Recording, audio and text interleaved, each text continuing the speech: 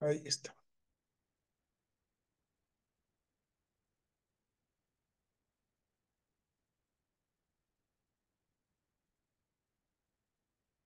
Presentación,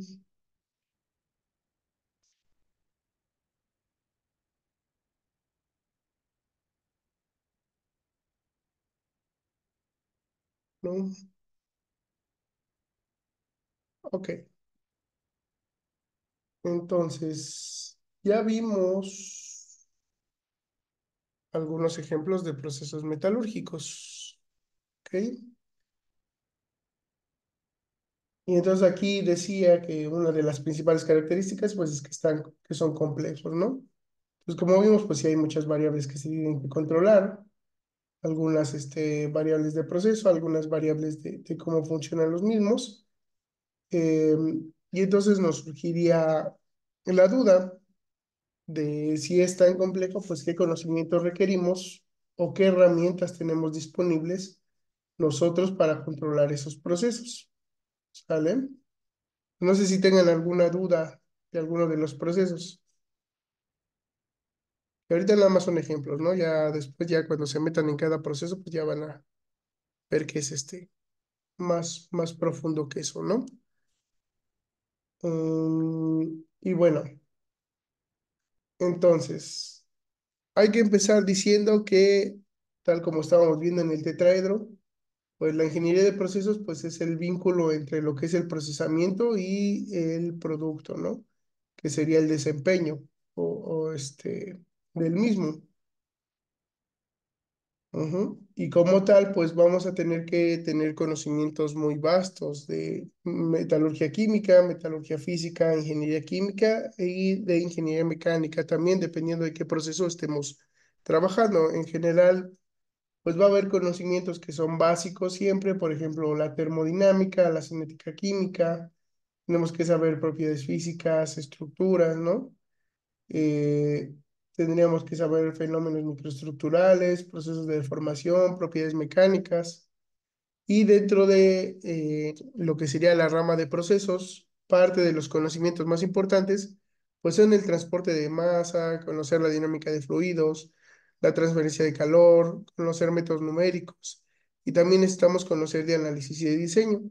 Estos de aquí son los fenómenos de transporte, es lo que nos va a ayudar a realizar o a entender los fenómenos que ocurren dentro de un proceso, ¿ok? También dentro de la ingeniería mecánica, pues nos interesaría conocer la mecánica del medio continuo o la mecánica de sólidos, el análisis de esfuerzos, ajá. Entonces, si ven, hay puntos en común entre las distintas ramas que tenemos que manejar. Por ejemplo, pues la termodinámica está en conjunto en ambas metalurgias, o la dinámica de fluidos, pues está en conjunto entre la mecánica y la ingeniería química. Eh,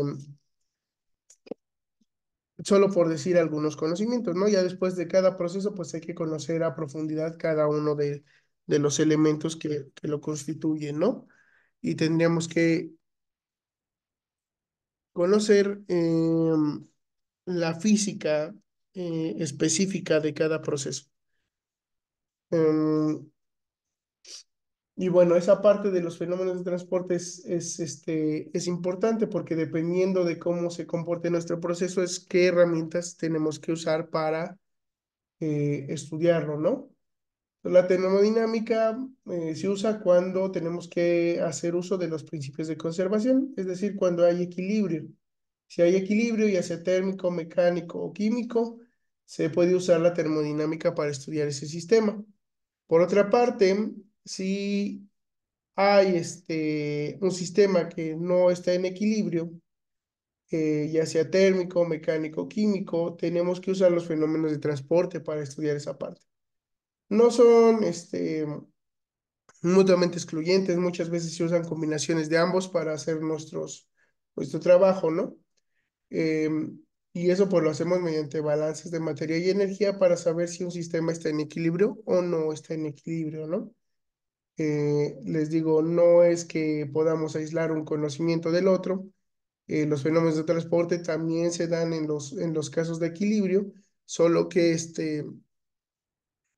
Ahí pues la termodinámica nos va a ayudar. En los casos de desequilibrio también tenemos que conocer la cinética química. Entonces no es como que los podamos aislar, pero ya dependiendo de cómo vayamos a atacar un problema, pues usamos uno u otro.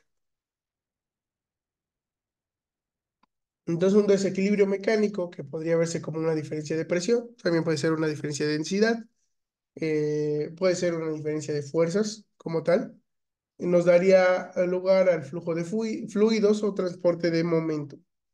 Un desequilibrio térmico, que puede verse como una diferencia de temperatura, que más específicamente sería una diferencia de energía interna, nos daría el flujo de calor, y el desequilibrio químico, que es una diferencia de concentración, que específicamente sería una diferencia de potencial químico, nos daría el flujo de especies químicas, ¿no?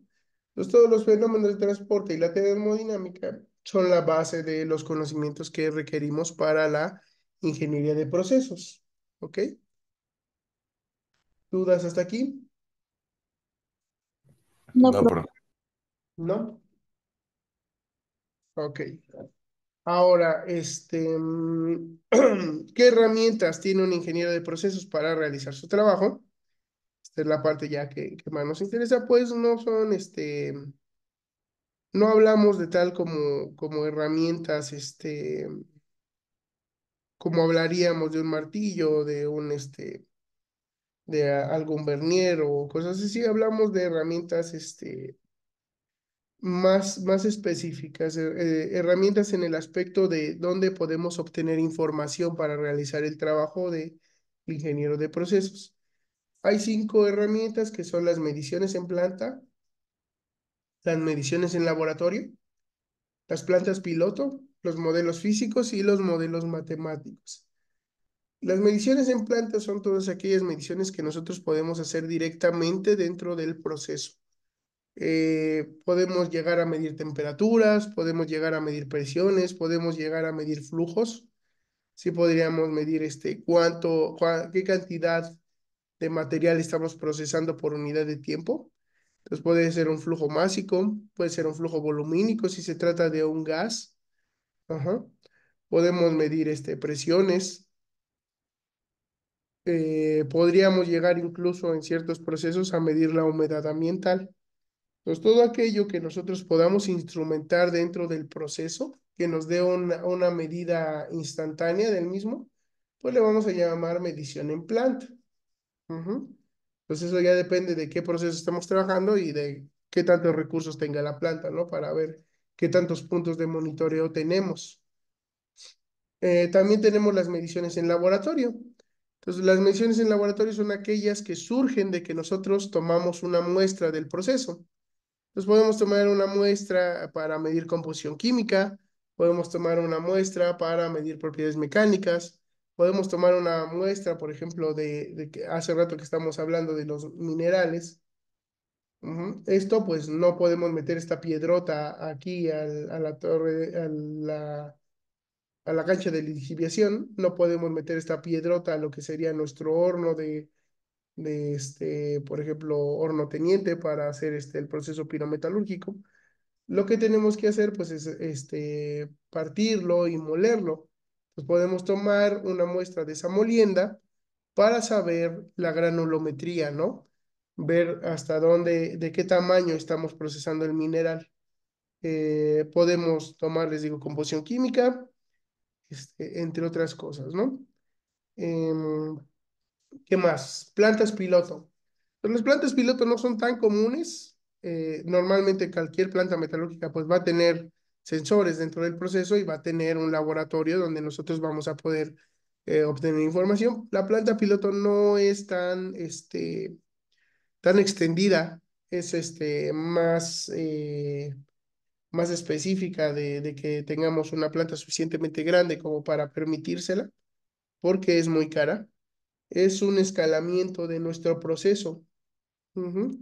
Entonces es un escalamiento con los mismos materiales que estamos trabajando en el proceso. Por ejemplo, aquí tenemos un horno chiquito, ¿no?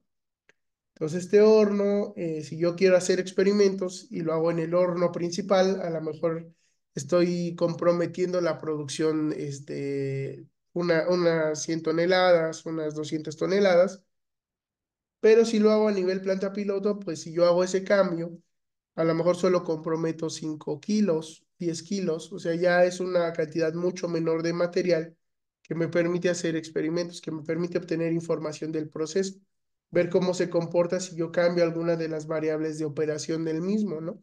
Por ejemplo, elevar la temperatura de colada para ver la fluidez del metal. Pues a lo mejor me conviene aquí para no tener que calentar toda la masa que tiene el horno completo, ¿no? Aquí caliento un poquito y veo cuál es la fluidez, ¿no? Eh, También si le meto alguna nueva ferraleación para ver cómo se comporta, cuál es su tiempo de disolución, pues también aquí lo puedo hacer sin comprometer todo, ¿no? Es un escalamiento que nos permite ver prácticamente lo mismo que en el proceso. Y bueno, es muy útil, nada más que no es tan común, ¿no? Es muy caro tener una planta piloto o bueno, fabricar una planta piloto.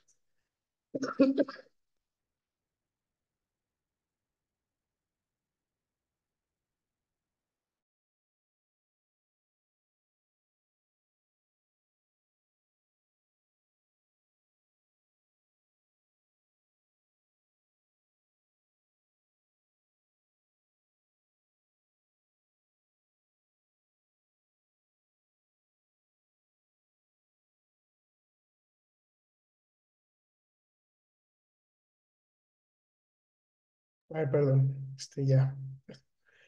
Luego están las dos herramientas de modelado. Todo esto de aquí, lo que estaba antes, pues se podía hacer a nivel planta, por así decirlo, pero también podemos contar con modelos. Un modelo es una representación de la realidad, ¿ok? Entonces, en este caso podemos tener modelos físicos o modelos matemáticos. Ahora bien, un modelo físico, como su nombre lo indica, es un modelo tangible, ¿no? Que nosotros podemos experimentar con él. ¿Cuál es la característica principal de un modelo físico? Que es una representación del proceso que usa otros materiales, pero que cumple con criterios de similitud. Es decir, que lo que yo haga en el modelo va a ser similar a lo que yo obtendría en el proceso de tamaño completo. Dicho de otra forma, pues todo lo que yo obtenga de resultado en el modelo se puede extrapolar a lo que sería el proceso real. Ahora, ¿por qué cambiaríamos los materiales? Vamos a pensar en cualquier proceso metalúrgico. Les decía, una de las características es que es complejo. La otra es que por las dimensiones que estamos manejando y por el tipo de procesos, muchas veces es muy difícil obtener información, ¿no? Eh, ¿Cómo es un metal fundido?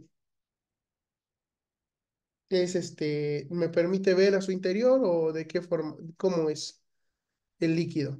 Es líquido. Líquido, ajá, pero ese líquido yo puedo ver al interior qué pasa. No. No, es homogéneo, ¿no? Más que homogéneo, es opaco, ¿no? Es opaco, está muy caliente, yo no puedo meter lo que yo quiera ahí adentro. Ajá. Eh, entonces yo no puedo ver fácilmente qué está pasando al interior, ¿no? Es muy difícil que yo pueda, Ahí por así tendría que ver la conectar. viscosidad. ¿Eh? Ahí tendría que ver el nivel de viscosidad que tiene el hierro fundido, que nos No, impida el poder ver al interior. no, la eh, viscosidad, yo, pues simplemente eso es que tanto fluye, ¿no? Es que tanto transporta momentum, no tiene que ver. Por sí mismo el metal ya es opaco. O sea, si ustedes lo vieran, tengo una foto, creo que no. Es opaco, es brillante, o sea, no puedo ver, no es como el agua que es transparente, donde yo podría, por ejemplo, yo meto una barra de ferralación a una cubeta de agua y yo puedo verla cómo se mueve adentro, ¿no? En este caso yo meto una barra de ferralación y desaparece, yo ya no vi qué es lo que le pasó. Entonces yo no sé si se disolvió luego, si llegó al fondo y luego se disolvió. si cambió su trayectoria, si siguió en su mismo caída vertical hacia el fondo. Entonces yo estoy perdiendo información porque no veo lo que está pasando. Em, Inclusive en procesos como este, que es la reducción directa, donde tenemos un medio gaseoso, yo no puedo ver tan fácilmente qué está ocurriendo al interior porque estamos hablando de temperaturas elevadas y pues no puedo, por así decirlo, destaparlo y ver qué está pasando o hacerle un corte y estar viendo cómo se mueven los pellets. Ahí es difícil ver eso, ¿no? La otra cuestión es que pues yo no puedo monitorear completamente todo el proceso en el aspecto de que son hornos muy grandes. Estamos hablando de 100 toneladas, 200 toneladas. Entonces yo a lo mejor puedo medir la temperatura aquí en la superficie un corto periodo de tiempo. ¿Por qué un corto periodo de tiempo? Porque mi termopar se va a deshacer. Entonces tengo que meterlo hasta que falle, ¿no? O si llegase a ser un tubo de cuarzo, pues solo puedo medir la superficie y eventualmente va a fallar porque está sometido a un estrés térmico alto, ese tubo. Entonces, independientemente de cómo esté midiendo la temperatura, pues va a ser difícil, ¿no? Puedo usar, no sé, un lector infrarrojo. Pues sí, pero solo va a medir igual la superficie. Yo no sé qué temperatura tiene aquí adentro o aquí abajo. O sea, ahí ya estoy perdiendo información. Eh, entonces, ¿qué es lo que hacemos? Pues nosotros vamos a usar modelos físicos. Entonces, el modelo físico es otro material. Así, afortunadamente, el agua y el acero tienen una viscosidad cinemática muy similar. La del agua es 1 por 10 a la -6. La del acero fundido es de 0,9 por 10 a la -6. ¿Ok? Entonces son muy, muy similares. Entonces, si yo uso agua para simular el acero fundido, yo sé que bajo esfuerzos similares se va a comportar de manera similar. ¿Qué me refiero con esfuerzos similares? Pues que si al acero le estoy metiendo un rotor gigante para moverlo, pues el agua, a lo mejor estoy hablando de una cubeta de 20 litros, pues no le voy a meter el mismo rotor, ¿no? Del mismo tamaño que le metería a un horno industrial, ¿no? Entonces ahí tengo que escalar esos esfuerzos. De manera similar, tengo que escalar la geometría. Sí se puede llegar a simular un horno, por ejemplo, con una pecera, pero pues no es la misma geometría, entonces no sería representativo. Tenemos que cumplir con criterios de similitud geométrica, similitud cinemática, que se mueva igual el material a lo que se mueva nuestro reactor, similitud dinámica, que los esfuerzos sean similares. Ajá. Mm. Entonces tenemos que cumplir con criterios de manera que lo que hagamos aquí, los experimentos que hagamos aquí, sean extrapolables. Ahora les decía que es agua y que tiene una ventaja. ¿Cuál es la ventaja? Que pues que si yo uso un modelo de acrílico para simular la geometría del reactor, pues puedo ver al interior, ¿no? Entonces podría ver cómo se mezclan las ferroaleaciones, podría ver el movimiento del líquido adentro del reactor. Esto, por ejemplo, es aperlante. em, que nos permite ver pues las trayectorias, ¿no? Del líquido adentro de lo que sería nuestro reactor, ¿no? Cómo se mueve, cómo se va mezclando. Aquí es un colorante, también podemos ver esa parte, ¿no? Hay técnicas experimentales más refinadas, eso lo vemos despuesito, pero lo importante ahorita es que es una representación de la realidad que me permite obtener más información, ¿sale? ¿Queda claro? Sí, profe. ¿Alguna duda hasta aquí? No, profe. ¿No? Ok.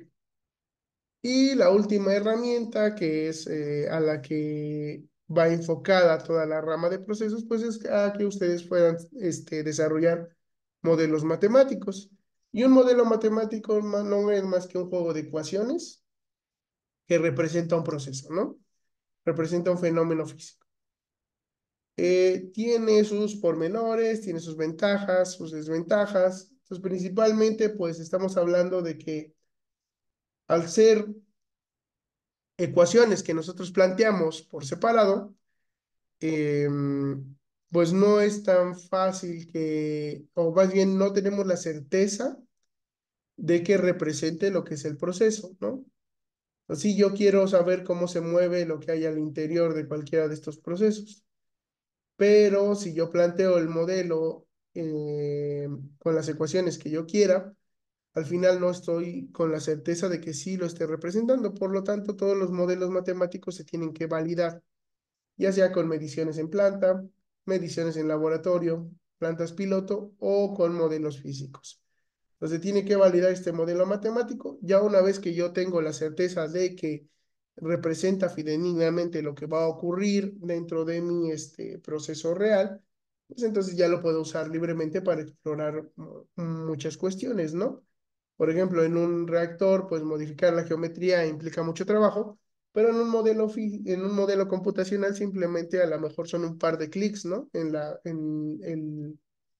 el software de dibujo que me permiten modificar la geometría y ya yo puedo explorar algunas opciones, ¿no?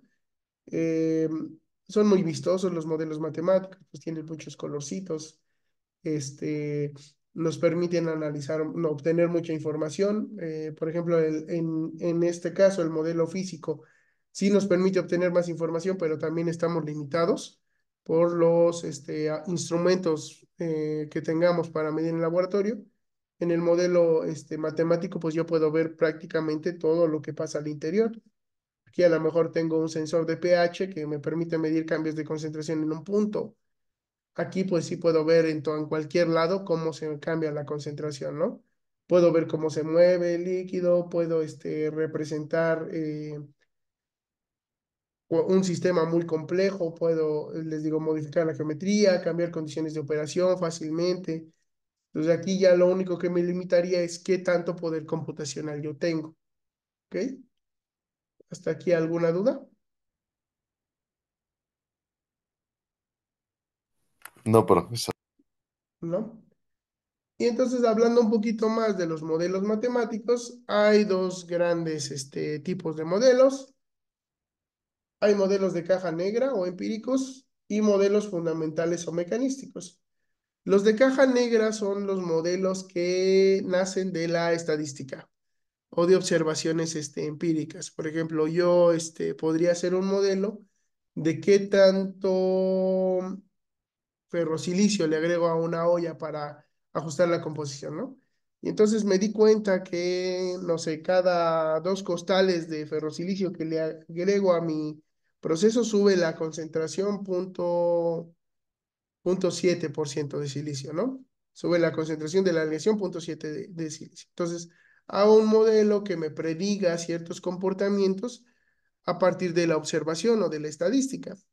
¿Cuál es la ventaja? Es que funcionan, o sea, me van a permitir hacer cálculos rápidos. La desventaja, pues, es que no estoy obteniendo nada de información, ¿no? Simplemente, pues, es algo que funciona y que va a ser específico para ese proceso. Inclusive dentro de una misma planta hay hornos que no se comportan de la misma manera, que dependen, por ejemplo, de la posición, de la misma manufactura, si tuvo algún percance o de que, no sé, alguna resistencia esté mal conectada o que el medidor de voltaje tenga diferente los transistores. O sea, depende de muchas cosas el comportamiento de un horno. Entonces, hornos de una misma planta pueden tener diferencias. Entonces, los modelos de caja o empíricos solo funcionan para un proceso en particular, para unas observaciones que yo haya tenido. Entonces no nos interesan tanto, nos interesan más los que son fundamentales o mecanísticos.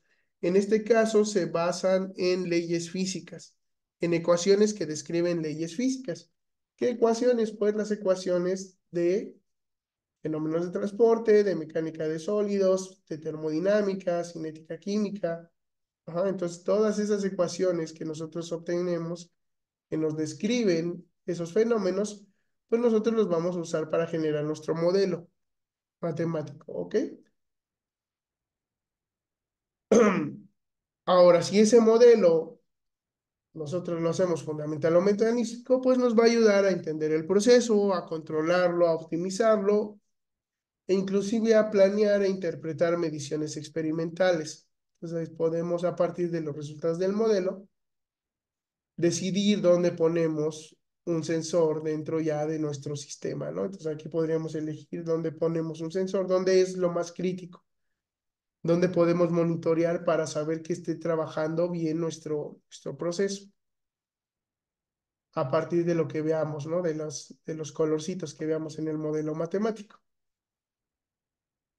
Entonces, ¿cómo desarrollamos un modelo matemático? Pues primero hay que definir el problema. Y definir el problema es definir el alcance que va a tener nuestro modelo. Vamos a tomar como ejemplo el proceso siderúrgico. Pues yo podría hacer un modelo matemático del proceso siderúrgico como tal completo, ¿no? Podría tomar varios reactores y hacer un modelo mediante balances macroscópicos para saber qué cantidad de acero voy a tener y con qué composición química, a partir de qué tanto del mineral de hierro y de las condiciones de operación de cada reactor. Podría centrarme en un solo proceso, ¿no? Ver aquí, por ejemplo, no sé, de este lado podría simular la solidificación, ¿no? Y ver cómo se está formando el metal.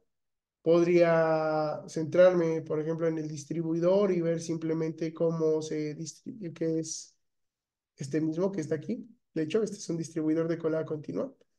Entonces puedo ver lo que ocurre al interior de un solo elemento del proceso, o podría centrarme en algo más pequeño. Por ejemplo, aquí podría centrarme en una sola partícula de hierro esponja y ver cómo reacciona toda la partícula en el medio ambiente que la rodea, ¿no? Entonces, puede ser tan pequeño o tan grande el alcance como yo desee, ¿no?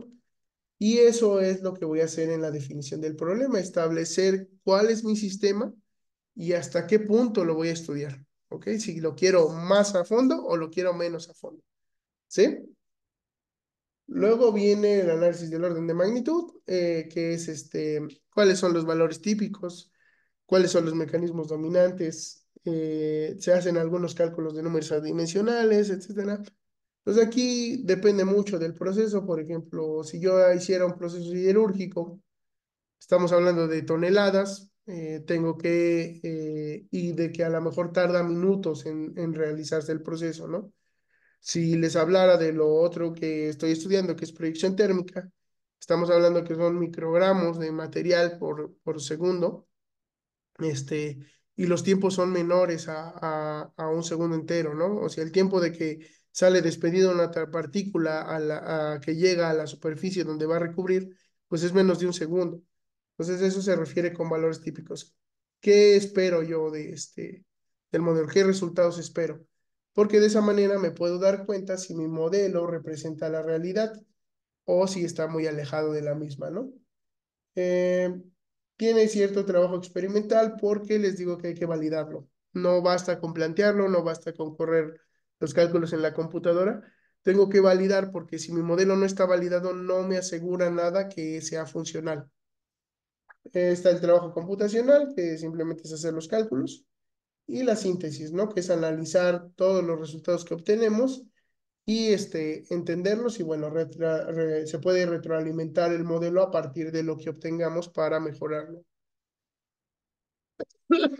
Actualmente es muy fácil hacer modelos matemáticos por muchas cuestiones. Hace 20 años era un trabajo complicado. Actualmente pues es un trabajo muy, muy fácil. Todos tenemos acceso a computadoras mucho más poderosas de las que teníamos anteriormente.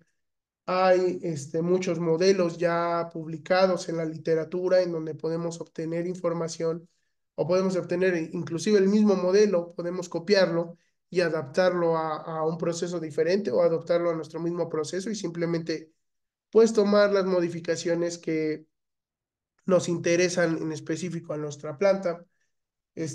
Hay computadoras muy potentes, que son mucho más baratas que anteriormente. Y además hay un gran número de paquete de software que nos permite hacer simulaciones, tanto de manera libre como comercial, ¿no? Entonces hay software comercial y libre que nos facilita mucho el trabajo, ¿no? Entonces no sé si tengan alguna duda de esta parte de las herramientas del ingeniero de procesos.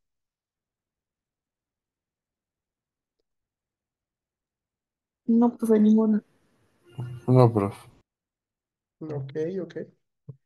Pues vamos a terminar ya nada más con un ejemplo así muy rapidito de lo que sería un análisis de proceso mediante las herramientas de la ingeniería, ¿no? Pues vamos a hablar de una olla de aceleración. ¿Por qué nos interesa la aceleración en México, por ejemplo?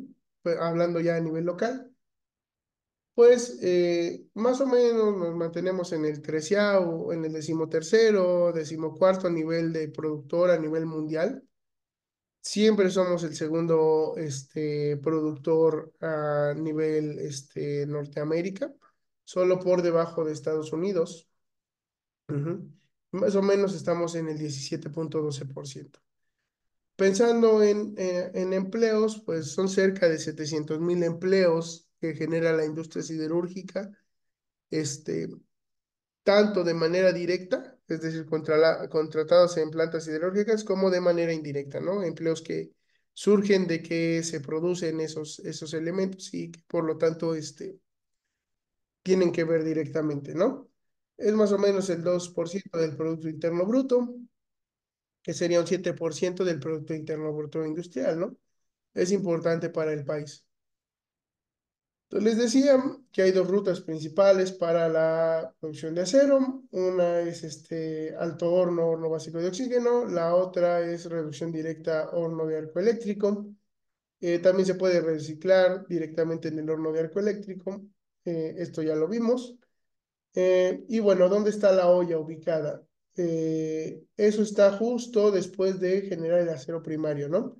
Entonces, si ven cualquier ruta de aceleración, converge en lo que es la olla.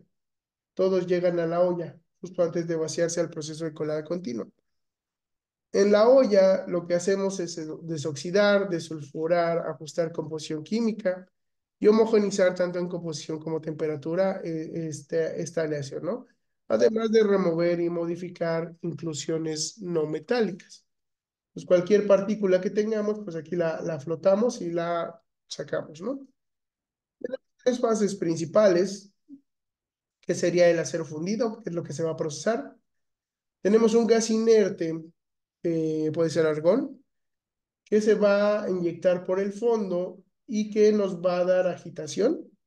Ajá, nos va a ayudar a mover ese acero y además va a absorber los gases disueltos, sobre todo el oxígeno, va a arrastrar las inclusiones no metálicas hacia la superficie. Ujú. Y esa agitación pues nos va a ayudar a que se haga la desulfuración. La desulfuración también es un fenómeno interfacial que se da entre la escoria y lo que sería el acero, que la escoria es justamente la tercera fase importante. La escoria es una mezcla de óxidos fundidos que flotan arriba de lo que sería el acero. Muchas veces se agrega un escorificante para darle mayor, ¿cómo decirlo? Para hacerla más estable en el aspecto mecánico, que sea una escoria estable, que se mantenga unida, por así decirlo, que no se resquebraje. Y también para que esta escoria es un óxido, por lo tanto tiene un carácter ácido o básico, no ataque el refractario, que el refractario viene en función del carácter de la escoria, ¿no? Entonces la escoria de las industrias siderúrgica muchas veces es óxido de calcio, óxido de magnesio, entonces esos van a tener carácter básico, por lo tanto el refractario normalmente va a ser magnesita o calcita, que también van a tener un carácter básico y de esa manera pues no se atacan, ¿no? Y bueno, esa escoria, les digo, tiene la función de, bueno, más que la función se genera de manera natural porque reacciona el acero fundido con lo que es la atmósfera, ¿no? Entonces va reaccionando, se va generando esa capa de óxidos, pero ya una vez formada, queremos que se mantenga porque protege el acero de seguir oxidándose. Entonces es importante que tengamos escoria para que esto no se siga perdiendo, ¿no? Por eso le agregamos, les digo, un escorificante que no es más que un elemento que nos sirva para generar una escoria más firme, ¿no? Esta escoria, pues, nos ayuda a desulfurar. porque el azufre va a ser más estable en la escoria que en el acero. Y en ese aspecto se parece un poquito a lo que les platiqué de la extracción por solventes. El azufre está disuelto en el acero, tiene que pasar a la escoria, entonces es una reacción interfacial. Por lo tanto, pues nos conviene que haya gotitas de escoria, ¿no? Pero si agitamos mucho para generar esas gotas, si nos pasamos de agitación, lo que va a pasar es que esa escoria se va a arrastrar al fondo. Y entonces empezamos a ensuciar el metal. El mismo flujo de argón tiene una interacción con la escoria que es generar ojos. Desplaza parte de la escoria para poder salir. Eh, y esa zona, esa región de metal que está expuesto a la atmósfera, pues puede ser una fuente de oxidación. Pues si yo estoy desoxidando, a lo mejor por ahí, como está expuesto a la atmósfera y la atmósfera tiene oxígeno, se puede volver a oxidar y entonces empiezo a ensuciar en lugar de limpiar. Es muy complicado, ¿no? El horno ya también tiene 3 electrodos de grafito, aquí solo se ven 2, pero son 3, como lo que sería el horno de arco eléctrico, nada más que estos electrodos son más chiquitos, ¿no? No son para fundir, no generan tanta corriente, son solo para mantener la temperatura, ¿no? Es un proceso muy complicado, muy complejo. Aquí ven que está abierto a la atmósfera, ¿por qué? Porque pues, le estoy inyectando un gas. Si estuviera cerrado, esto se presuriza y pues es peligroso, ¿no? Entonces está abierto para poder extraer esos gases que se van produciendo tanto de la inyección del argón como de la reacción, ¿no? Porque aquí pues puede formarse algunos óxidos, sobre todo con el carbón que puede tener el acero, que si se acuerdan es una aleación hierro-carbono. Parte del carbón pues sí reacciona con el oxígeno de la atmósfera y pues también se va liberando, también hay que irlo sacando. Em, y bueno, en general es todo eso, ¿no? Aquí abajo pues tenemos una tapa para vaciarlo, para sangrar el horno, que eso ya es cuando se está vaciando aquí al distribuidor, entonces se le quita el tapón y pues empieza a vaciar, ¿no? Em, el argón se inyecta mediante tapones porosos, puede ser uno, pueden ser varios, ¿no? ¿Por qué mediante tapones porosos? Porque de esa manera obtenemos burbuja de menor tamaño y por lo tanto la burbuja de menor tamaño nos da mayor área interfacial para que desoxidar sea más eficiente, ¿no?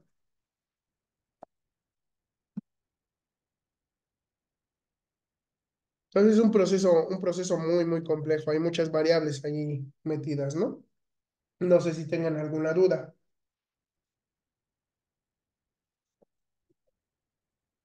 ¿Alguna duda? ¿Alguna duda? Sería Y parecido a la pues no sé fragua. si,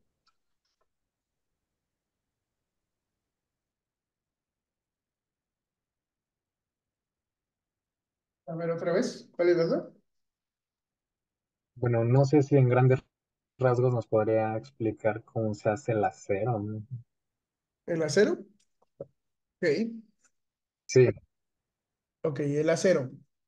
Para hacer acero, el acero es una aleación hierro-carbono que tiene menos del 2% de carbono. Ajá. Eh, nosotros lo que queremos es que se pueda austenizar. Eh, entonces tenemos que tener una composición muy controlada. Acero, carbono y manganeso son los principales elementos aliantes que va a tener un acero de bajo carbono, por así, de baja aleación. Podemos hacer aceros especiales, podemos hacer cosas más complicadas, pero ahorita pensemos en eso. Estamos una aleación hierro-carbono que tenga menos del 2% de carbono. Entonces partimos de un mineral de hierro, el cual se puede procesar mediante un alto horno o mediante un horno de reducción directa. En el alto horno se agregan camas de coque, mineral y piedra caliza. El mineral ya sea en pellet o en sinter, ¿no? Que los sinter son como barritas, ¿no?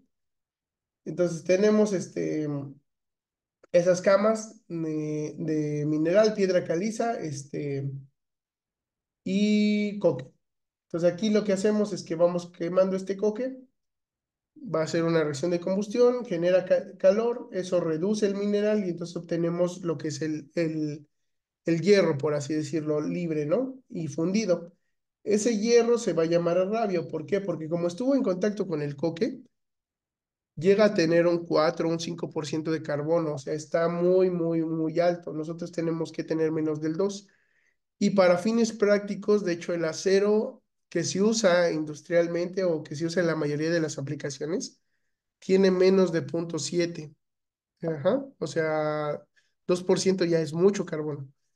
Em, pero bueno, entonces tenemos nuestro rabio. Ese rabio pasa a un horno básico de oxígeno. Entonces, este horno básico de oxígeno, lo que hacemos es que insuflamos oxígeno a la rabio que tenía mucho carbono y entonces terminamos de quemar ese carbono.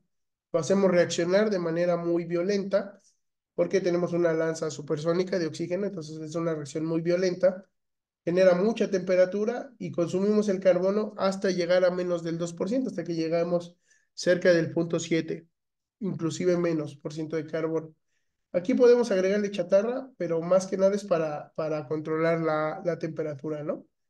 Entonces, bueno, aquí tenemos el problema también de que estuvo en contacto con la piedra caliza. La piedra caliza es el escorificante, es lo que genera la escoria del horno, del alto horno. Entonces, por aquí, pues también tenemos partículas de inertes o bueno, de algún material no metálico. Tenemos lo que le agregamos de la chatarra, a lo mejor tenía algún alguna pintura, alguna cosilla que se nos fue y que por lo tanto pues aquí está flotando. Tenemos un contenido de carbono que no está muy controlado porque pues lo que hicimos fue insuflar hasta acabarnos el carbono, ¿no? Pero no está controlado exactamente la composición que nosotros queremos. Tenemos mucho oxígeno disuelto porque lo estuvimos soplando, entonces aquí hay mucho oxígeno disuelto, ¿no? Entonces tenemos que limpiar. De este lado, en esta otra ruta, pues partimos de mineral de hierro y algún gas natural o carbono y se reduce directamente. Ajá. Entonces, de esa manera, pues obtenemos este hierro esponja. Ese hierro esponja, que es una aleación ferrosa que es mucho más limpia que la rabio, va a tener ya una composición cercana a lo que sería el acero. Entonces, simplemente lo fundimos y obtenemos acero primario. También tiene sus problemas, ¿no? También va a tener algunos, como se redujo directamente el mineral, pues la ganga que pudiera tener el mineral, pues se viene arrastrando, ¿no? Aquí tiene algunos elementos no metálicos disueltos, tiene un contenido de carbono que tampoco está controlado. Ajá. Aquí se le puede agregar chatarra, aquí en este caso sí es para ajustar composición química o simplemente cuando queremos reciclar, pues partimos de este horno, ¿no? Entonces, de esa manera, pues generamos lo que sería nuestro acero primario. Entonces, cualquiera de los dos aceros primarios, pues lo tenemos que procesar. Pues para eso lo procesamos en esta olla, ¿no? En la olla de aceleración. Desoxidamos, ¿por qué? Porque aquí hay oxígeno disuelto. Desulfuramos, ¿por qué? Porque partimos de un mineral que tiene mucho azufre. Entonces tenemos que quitarle ese azufre, que es un, este, un elemento que fragiliza el acero. Entonces tenemos que quitarlo. Ajustamos la composición química. ¿Por qué? Porque de este proceso pues no obtuvimos el acero con la composición que queremos. Y homogenizamos, ¿no? Eso mediante la agitación para que pues todo esté igualito, ¿no? Y removemos y modificamos inclusiones, que las inclusiones son pues toda la escoria que se arrastró, la pintura que se pudo quedar, si se generó algún óxido por esta parte, por la parte del oxígeno, o por el simple contacto del metal con la atmósfera. Entonces vamos quitando todo eso, ¿no? Así obtenemos lo que es el acero. Entonces el acero que ya usamos como tal es lo que obtenemos de la olla. ¿Sí? ¿Quedó más claro? Sí, todo claro, profe. Gracias. Ahora preguntan si la olla sería parecida a una fragua. No, es muy distinta a una olla a una fragua. La fragua se usa para tratamientos térmicos. Ujú. Entonces no alcanza las temperaturas que usamos en la aceración. En la aceración necesitamos fundir el metal. Entonces necesitamos temperaturas muy, muy altas, más de 1600 grados centígrados. 1600, pónganos, más o menos. En una fragua con que llegue a 800 ya, ya tendríamos suficiente temperatura para austenizar el acero y de esa manera poder templarlo. o hacerle el tratamiento térmico que queramos, ¿no? Entonces el chiste es que lo austenizamos y después lo tratamos térmicamente, ¿no? Em, ¿Dudas? ¿Dudas? No, ya quedó claro todo. Gracias. Ok, Ya todo bien. todo bien. Ok, entonces, pues es muy complicado, es un proceso complicado, tienen que tener en cuenta muchas variables, de dónde viene el acero, qué es lo que tiene, qué le tengo que agregar, entonces es complicadillo, ¿no? ¿Qué variables podríamos considerar importantes dentro de este proceso y cuál es su efecto? Pues eso es lo que se dedica a la ingeniería de procesos, ¿no? Es lo que tenemos que conocer, ¿no?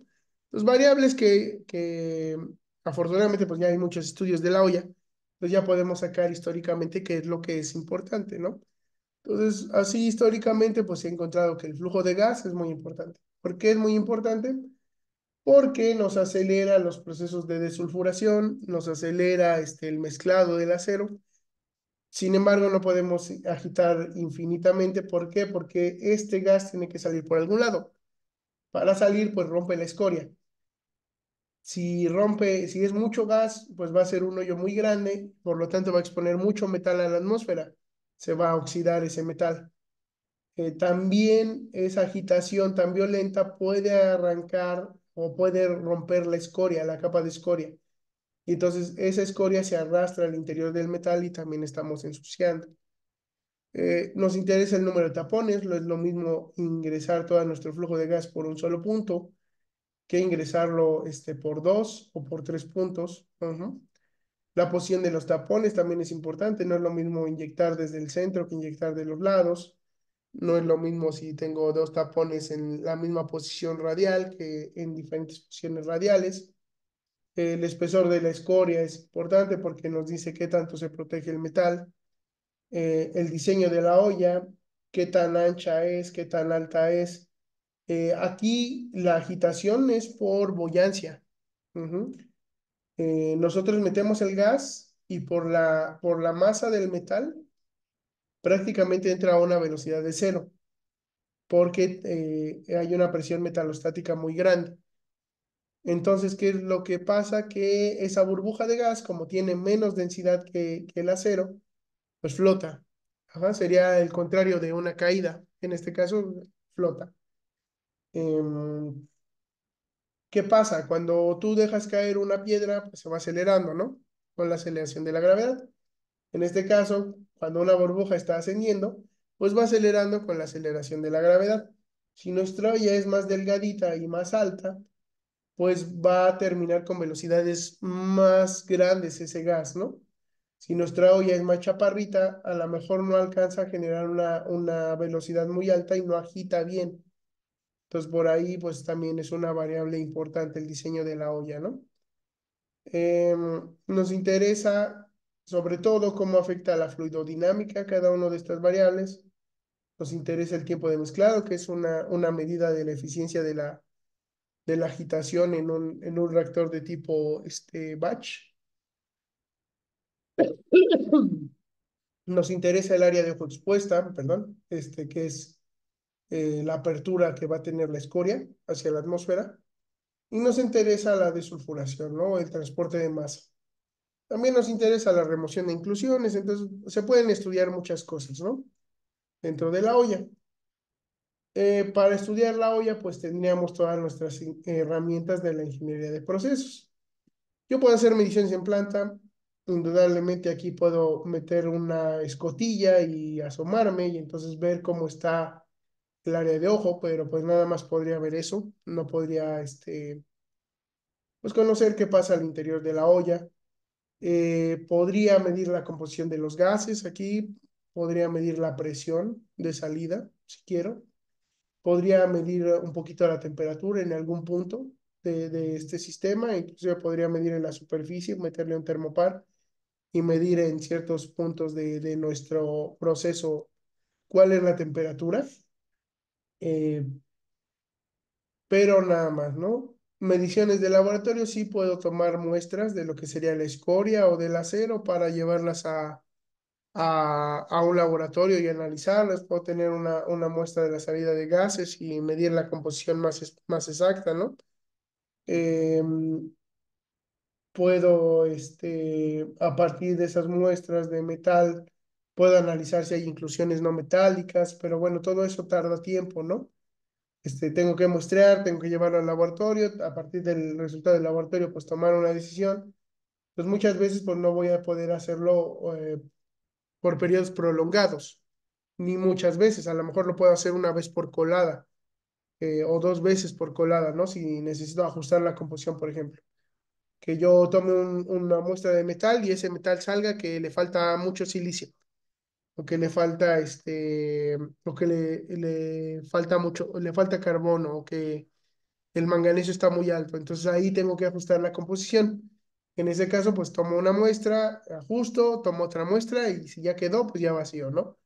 Entonces no puedo tomar tanto muestreo como yo quisiera, pero sí puedo obtener cierta información, ¿no? Puedes tener una planta piloto, pero pues tenías problemas muy similares, ¿no? Ahí la ventaja de la planta piloto sobre todo sería, por ejemplo, el diseño de los tapones porosos. Podríamos ver si hay más tapones y si mejora la agitación. Podríamos ver las ferroaleaciones, qué tanto tardan en disolverse, qué tanto aporte le dan al metal, ¿no? Si se generan inclusiones cuando metemos una ferroaleación. Entonces podemos obtener información, pero pues tenemos problemas muy similares, ¿no? Simplemente nos da la facilidad de que podemos hacer experimentos sin comprometer mucho metal. Y tenemos los modelos físicos y los modelos matemáticos. Pues en ese aspecto, el modelo físico pues tiene que tener ciertos criterios de similitud. Ajá, tenemos que considerar qué técnicas experimentales tenemos disponibles para hacer nuestro estudio, qué materiales tenemos y cuánto dinero tenemos, ¿no? Para hacer la experimentación. Pues aquí en los criterios de similitud, pues sí podemos hacer un cilindro, ¿no? De material acrílico, que sea un escalamiento geométrico de nuestra olla y no tendríamos ningún problema. En el caso de la similitud cinemática, pues también podemos, como ya les había dicho, pues son muy similares la viscosidad cinemática del acero líquido y del agua líquida. Pues si yo uso agua y le someto a un esfuerzo similar, pues vamos a obtener que se va a comportar de manera muy similar, ¿no?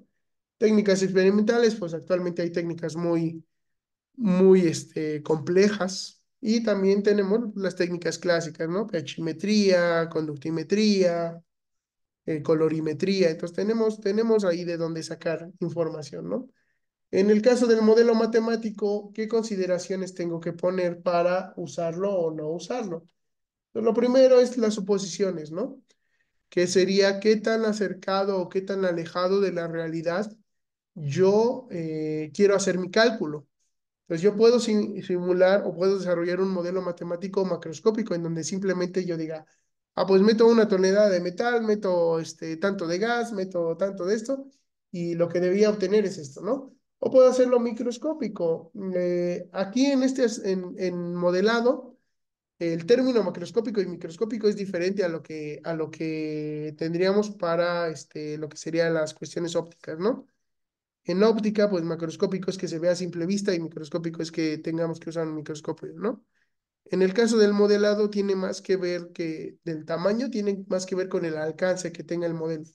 Si yo voy a ver lo que pasa al interior o simplemente voy a ver flujos, ¿no? Ya lo vamos a ver en la unidad 2, que vamos a hacer balances macroscópicos, ahí van a entender un poquito más, ¿no? Pero bueno, entonces si yo tengo el modelado, pues tengo que ver qué tanto me acerco a la realidad o qué tanto me alejo, ¿no? Yo podría simular las burbujas de manera individual o podría simular, pues por aquí está en la región de baja densidad, ¿no? Y a partir de ahí, pues trabajar, ¿no? Puedo agregar las inclusiones o puedo no agregarlas, porque depende de si quiero simular esa remoción o modificación de inclusiones o no quiero. Entonces es muy abierto a qué tanto quiero acercarme o qué tanto quiero alejarme de la realidad.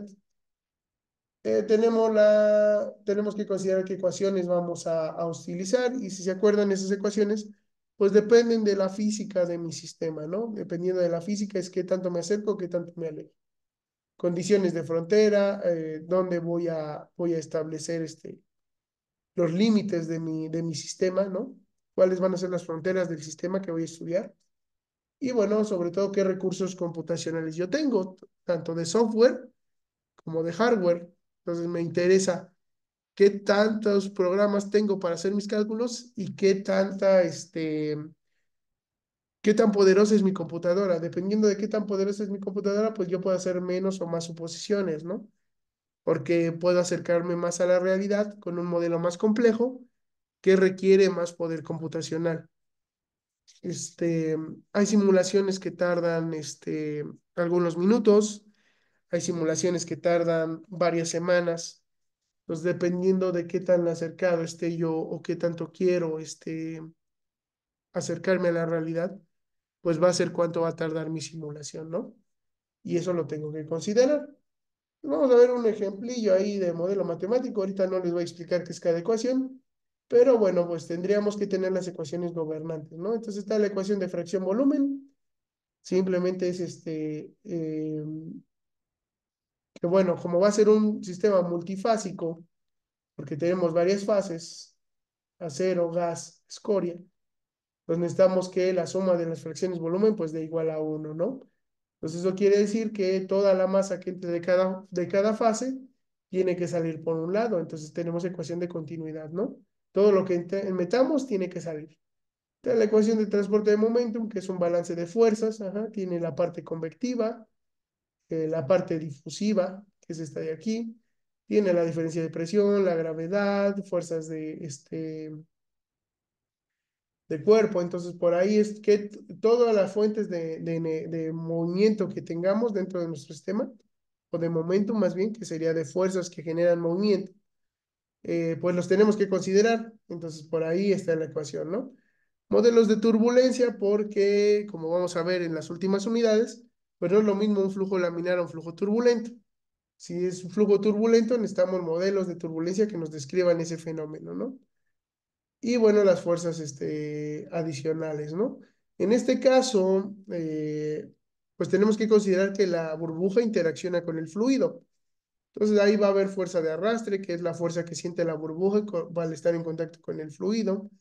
Va a haber una masa virtual, si queremos considerarla, si no queremos, no la consideramos. Pero la masa virtual es una capita de líquido que se pega a la burbuja y por lo tanto podemos considerar que la burbuja es virtualmente más pesada de lo que es en general, ¿no? Está la fuerza de empuje o sustentación, que es la razón por la que los aviones vuelan, que es que cuando tenemos dos velocidades relativas distintas en un mismo elemento, pues eso genera una fuerza lateral, ¿no? En el caso de los aviones, pues esto se ve de manera vertical.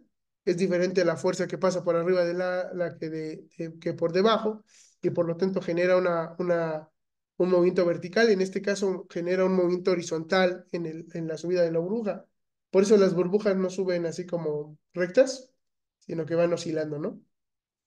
Y pues tenemos la dispersión turbulenta, que por la misma naturaleza, no solo por la fuerza de empuje o por la sustentación pasa, sino también por la misma naturaleza turbulenta, pues se genera una distribución de tamaño, ¿no? La burbuja no sube, una distribución no de tamaño, sino de posición de las burbujas, ¿no? La burbuja no sube directamente así, ¿no? Derecha, sino que va oscilando. Y entonces esa oscilación pues genera una distribución normal, ¿no? En la superficie.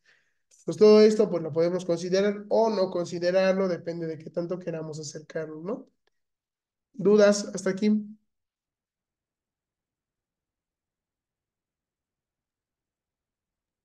No, todo No, bien. profe, todo bien. ¿No? Ok.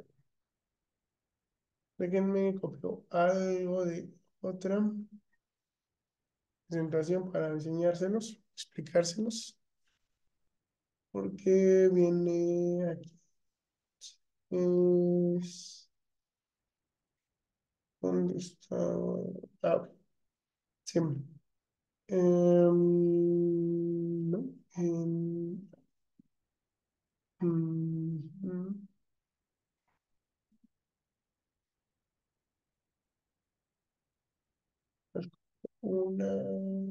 sencilla es esta.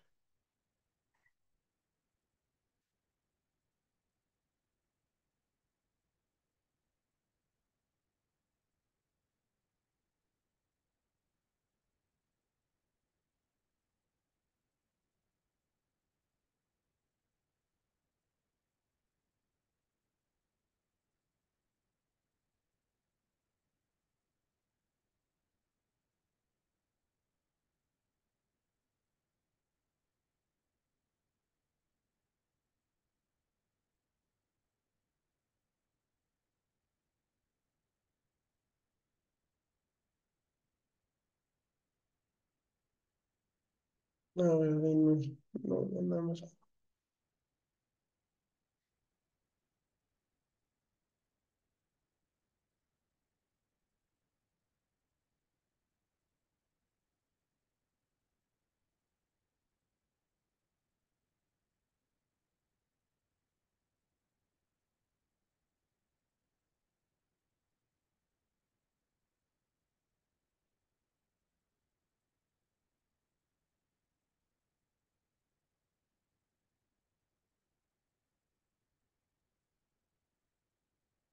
ver, mm, a ver, les explico entonces nada más rápidamente. Copié esta de aquí. Esta técnica se llama velocimetría de imágenes de partículas. Así nada más de manera general, lo que se hace es generar un plano de luz láser que va a atravesar un fluido que va a estar sembrado con partículas trazadoras. Esas partículas trazadoras tienen que tener la densidad muy similar a la del líquido, que estemos queriendo ver cómo se mueve, y nos va a servir para obtener justamente el movimiento de ese fluido, ¿no? Lo que hacemos es tomar fotografías con una cámara que es perpendicular a ese plano de luz láser, y como conocemos el tiempo que hay entre las fotos y conocemos el cambio en posición que tuvieron las partículas, pues podemos calcular una velocidad, ¿no? Entonces eso nos permite eso, medir cómo es el patrón de flujo o cómo son las velocidades que va a tener ese plano dentro de nuestro modelo físico. Entonces eso era importante porque, bueno, podemos, mediante el modelo matemático o el modelo físico, pues obtener resultados que nos permitan entender la fluidodinámica de nuestro proceso, ¿no? En este caso, nos interesa, sobre todo, conocer cómo se mueve, ¿no? O qué es lo que pasa al interior, que era lo que no podíamos saber de la olla con las otras técnicas, ¿no? Con mediciones en planta, en laboratorio, en planta piloto. Pues aquí, simplemente, pues, podemos, conocer más a detalle qué es lo que está ocurriendo al interior. Entonces, experimentalmente, mediante PIB o velocimetría de imágenes de partículas, se pueden obtener los patrones de flujo. Entonces, vean que aquí entra la burbuja, asciende por boyancia, entonces vean que se va acelerando. Si ven, aquí los vectores son más grandes que aquí abajo. Entonces está acelerando porque conforme más recorre distancia, se va acelerando. Llega a la superficie, aquí ya no puede seguir el líquido. Ajá, no es como que podamos generar una aceleración infinita de líquido. Aquí lo que estamos midiendo es el agua, ¿no? No la burbuja, el agua. La burbuja está arrastrando el líquido y eso genera este movimiento. Entonces llega a la superficie, el líquido ya no puede continuar. Entonces, ¿qué pasa? Se distribuye radialmente. Entonces va hacia los costados y genera esto de aquí, que se llaman recirculaciones, ¿no? Llega a la pared del modelo, no puede seguir su movimiento, baja y se reincorpora a lo que sería la pluma. La pluma es esta región de aquí. Entonces, si vemos dónde hay más turbulencia, pues es esta región, ¿no? La turbulencia es muy importante porque es donde hay más mezclado. Entonces, es donde nosotros vamos a obtener más rápidamente todos esos objetivos que queremos que la olla tenga, que era desulfurar, desoxidar, ajustar composición química. Entonces, todo en esa región, en donde hay más movimientos, donde va a ser más rápido todo eso. ¿Ok? Entonces, estas regiones de aquí abajo les llamamos zonas muertas. Son regiones en donde no va a ser muy rápido el procesamiento de la olla. Ni hay turbulencia ni hay velocidad. Entonces, lo que queremos es evitar esto. Ujú. Podemos medir tiempo de mezclado, que en este caso se midió con una técnica que se llama fluorescencia planar inducida con láser. Entonces, aquí lo que se hace es meter un trazador, una partícula de trazador, o bueno, no son partículas, es un fluido. Entonces se mete un fluido que es fluorescente y se mide la fluorescencia, así, se ven fotografías de la fluorescencia, de dónde brilla más el líquido, y entonces podemos ver cómo cambia la concentración a lo largo del tiempo. Entonces podemos ver esa parte, ¿no? Medir cuánto tarda en volver a estar homogénea la concentración de nuestra solución, de nuestro reactor, ¿no? Cuando le metemos un pulso de trazador. ¿Qué nos ayudaría eso? A simular, pues, la adición de ferroaleaciones, ¿no?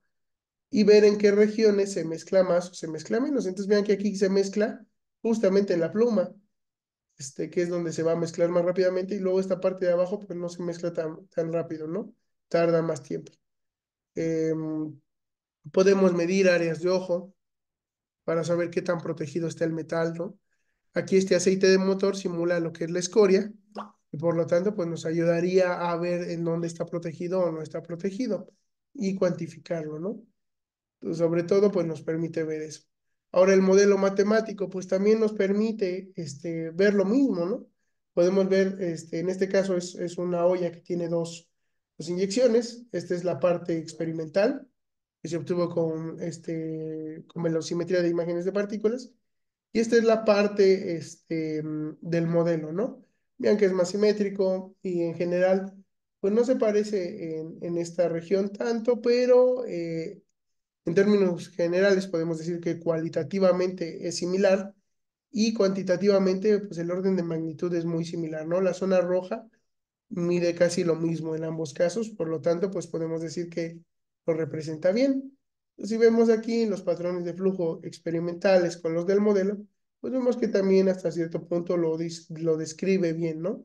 Aquí cuando hay dos plumas, lo que pasa es que asciende la burbuja, no puede salir el líquido, se proyecta radialmente, pero como hay dos plumas, pues de los dos lados pasa lo mismo. Pues, ¿qué pasa? Que llegan aquí, chocan, y eso genera un par de recirculaciones, ¿no? Chocan, se desvían y se reincorporan a su respectiva pluma. Entonces, eso genera una zona muerta aquí abajo, en esta región. Ajá, que el modelo matemático también me predice de manera acertada. Entonces, es una predicción, aceptable de lo que es la realidad, ¿no? Yo este modelo ya puedo usarlo para explorar otras condiciones de operación. Entonces también nos permite conocer la distribución de las fases, ¿no? Entonces tenemos el experimental y el numérico. Entonces vean que también eso nos permite conocer, ¿no? El numérico también predice ciertas condiciones, ¿no? Por ejemplo, aquí el experimental, eh, cuando hay flujo diferenciado, que es que no sean iguales las plumas, que no sean simétricas, pues la pluma de menor velocidad hace un ojo muy chiquito y muy redondo, y eso el modelo matemático no lo predice bien. Entonces, por ahí puede ser una oportunidad de mejorar el modelo, ¿no? Em, y bueno, ¿de qué nos sirve todo eso? Pues porque podemos optimizar, ¿no? O mejorar nuestro proceso. En este caso tenemos una relación entre el área de ojo expuesta y el tiempo de mezclado, y cada uno de estos puntos representan condiciones óptimas de operación. Se llama un frente de Pareto. Entonces, si yo quiero mejor mezclado, que es esta zona, pues estoy comprometiendo la exposición del metal a la atmósfera. Si yo quiero una mejor protección del metal, pues estoy haciendo que el proceso sea más lento. Entonces ahí tengo que ver qué es lo que estoy buscando dentro de los límites que exploramos, ¿no? Que en este caso se explora el flujo de gas, el porcentaje o el espesor de escoria, y si era flujo igualado o diferenciado. Pues por ahí se puede optimizar el proceso mediante modelado físico y modelado matemático. ¿Ok? Entonces, no sé si tengan alguna duda de esto. No, profe. Es solo un ejemplo. Perdón, profe, sí tengo una duda. Ajá, ¿Por qué cuando hay dos plumas, en la parte del medio, ajá. hasta abajo, se genera el punto muerto? ¿Es nada más por el cambio de direcciones del choque de partícula o por qué? No son partículas, es el líquido mismo Ah, es el que genera esto, ¿no?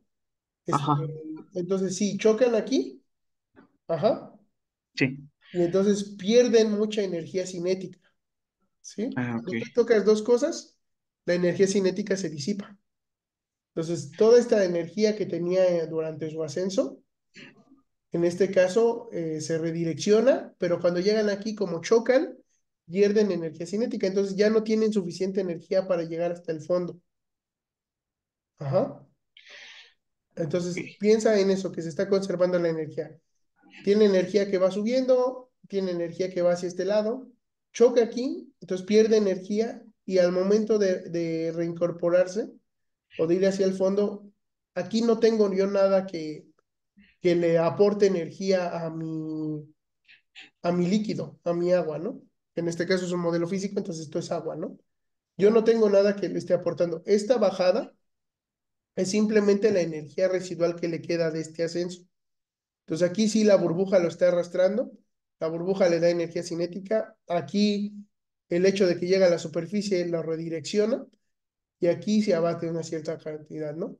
Aquí yo, este movimiento descendiente es simplemente porque tiene energía residual, no porque yo le esté empujando. Pues lo que va a pasar es que no llega hasta el fondo, sino que se reincorpora, ¿no? Se redirecciona otra vez porque es la forma en la cual se conservaría mejor el momentum. Es la física de mi proceso. Si yo quisiera que llegara hasta el fondo, muy probablemente pues le puedo subir el flujo de líquido y a lo mejor ya hago que sí, que llegue más al fondo. Pero ¿qué va a pasar? Que voy a exponer más metal a la atmósfera, ¿no? Esta cosa va a crecer, ¿no? E inclusive podría llegar a emulsionar. Entonces ahí ya no estoy limpiando mi acero, sino que lo estoy ensuciando. Entonces está perdiendo ya su objetivo, lo que es la olla.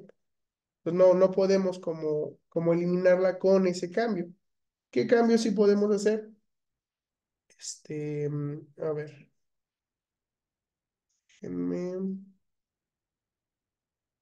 es este, es esta.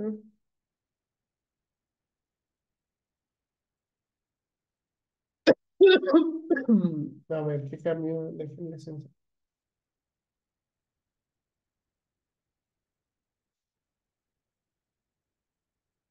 Ok, cambiar esto.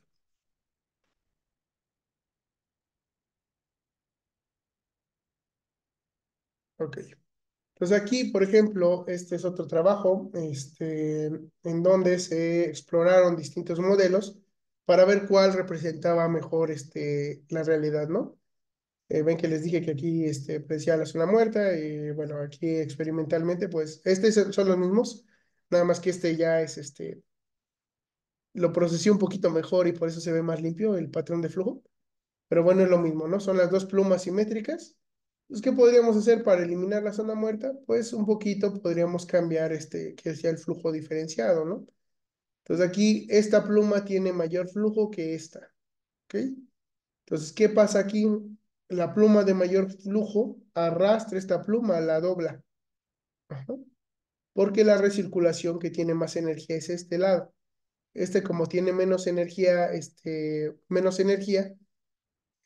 o menos momentum, lo que va a pasar es que se ve arrastrada, ajá, cuando esta recircula. Entonces, aquí si ven, hay un cierto movimiento residual. Entonces, estamos eliminando hasta cierto punto esa zona de baja velocidad, que en este caso no tenía ningún movimiento. En este sí tienen una cierta cantidad de movimiento, ¿ok? Entonces, puedo cambiar el diseño de mi sistema, ¿no? Entonces, aquí en este trabajo, pues vean que pues también se exploraron los distintos modelos y pues se veía cuál era el que más se parecía, ¿no? A lo que serían los resultados experimentales. Pues no sé si tengan alguna duda más. Es solo un ejemplo, ¿eh? No es no es para que, ¿cómo decirlo? para que lo estudien ahorita, para que lo entiendan al 100%, pero sí es para que se den una idea de qué tienen que llegar a poder hacer, ¿no? Como ingenieros. Es ya cuando estén haciendo su tesis o estén haciendo su proyecto, pues ustedes deberían ser capaces de generar ese tipo de resultados, de generar ese tipo de análisis, de saber cuáles son las condiciones de operación que mejor sirven para un proceso y de generar un modelo matemático que lo represente bien, ¿no? No sé si tengan alguna duda.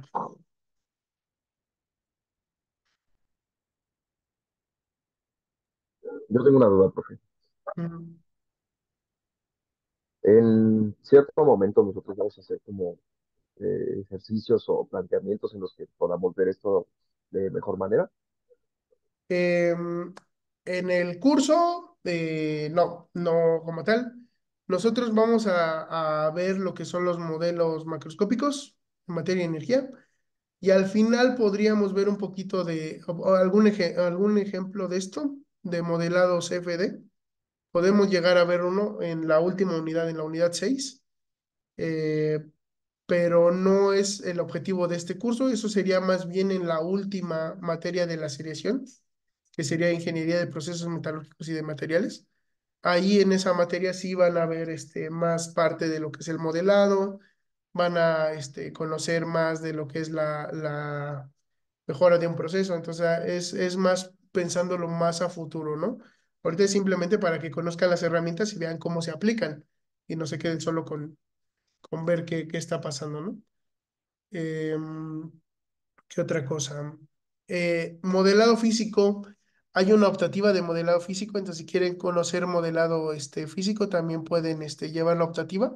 También es una herramienta importante, pero bueno, ya depende de sus intereses, ¿no? De qué quieran, en qué quieran especializarse. ¿Ok? Y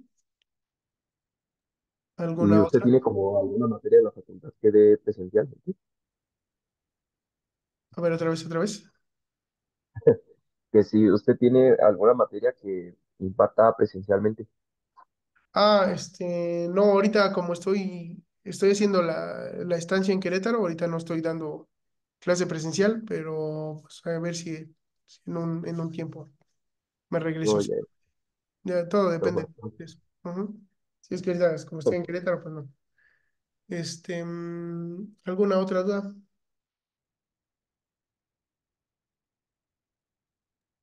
No, profe. ¿No? Ok. Entonces, si no hay dudas, pues nos vemos la próxima clase. Ya deben tener acceso a lo que es su tarea. De todas maneras, ahorita les mando un mensaje por Messenger para recordarles. Deben tener acceso a la plataforma de cursos. Ya deberían estar dados de alta todos. Y pues la tarea se entrega el próximo sábado. ¿Ok? Para que lo tengan en mente. Si tienen dudas, de todas maneras la podemos ver a lo largo de la semana. El lunes no hay clase, es feriado, entonces nos vemos el miércoles, sí, cierto, el lunes no nos vemos. Nos vemos el miércoles para empezar la unidad 2.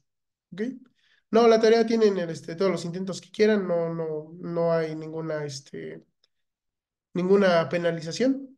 Pueden hacerlo todas las veces que quieran.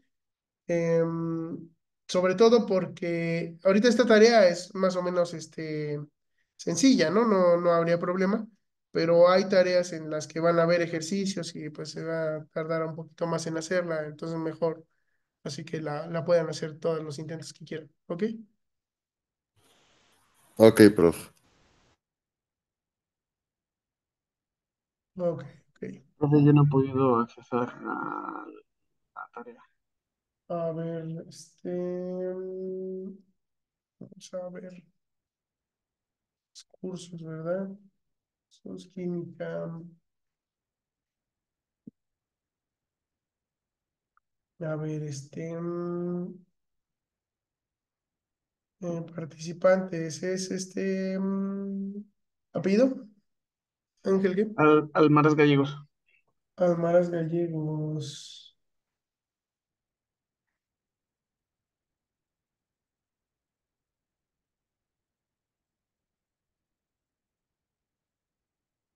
No. Almaraz Gallegos, Ángel de Jesús. Tengo un correo que es war.angel.w@gmail.com. Sí. ¿Sí?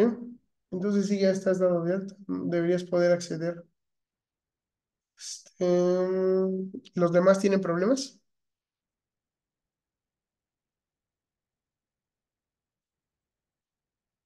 Si no, para revisar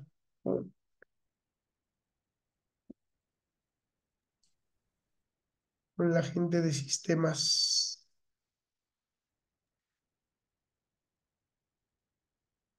No pueden acceder. Entonces déjenme veo. Ah, bueno, sí, aquí hay algunos que ya entraron. Sí, hay algunos que ya entraron. Entonces, déjenme reviso. Sus credenciales deben ser su número de cuenta y su contraseña de la CAE, ¿ok? Entonces, si no, déjenme, veo, eh, para ver si les pueden, mandar su contraseña o algo, para los que no pueden. Entonces, mándenme nada más, un correo para recordarme y ahorita yo les mando correo a sistemas para ver eso. ¿Sale? Ok, profe, gracias. Sí, ok, ok. Y ¿Alguna a otra? nosotros ya nos sale bien la página, ya nos podemos retirar, profesor. Sí, ya nada más, sí, si quieren ya nos vemos la próxima clase. Eso nada más mándenme un correo los que no puedan, ya yo lo reviso. Después ahorita no lo voy a revisar, ¿sale? Hasta luego. Nos vemos el Hasta miércoles. luego, profe, cuídese. Sí, luego, profesor. Adiós, hasta luego, profe. Hasta luego. Bye. Profe, una preguntota. Ujú. Yo le envié un mensajito al inicio de la clase, por ahí tuve una falla técnica. No sé si está. ¿De qué era? ¿De la Eh, asistencia? ajá, sí, pasó lista y yo Ah, sí, estaba. ya te puse. Muy Son amable, turistas, profesor, ¿verdad? gracias. Sí, está traída. Ok, sí. Gracias, profesor. Hasta luego. Hasta luego.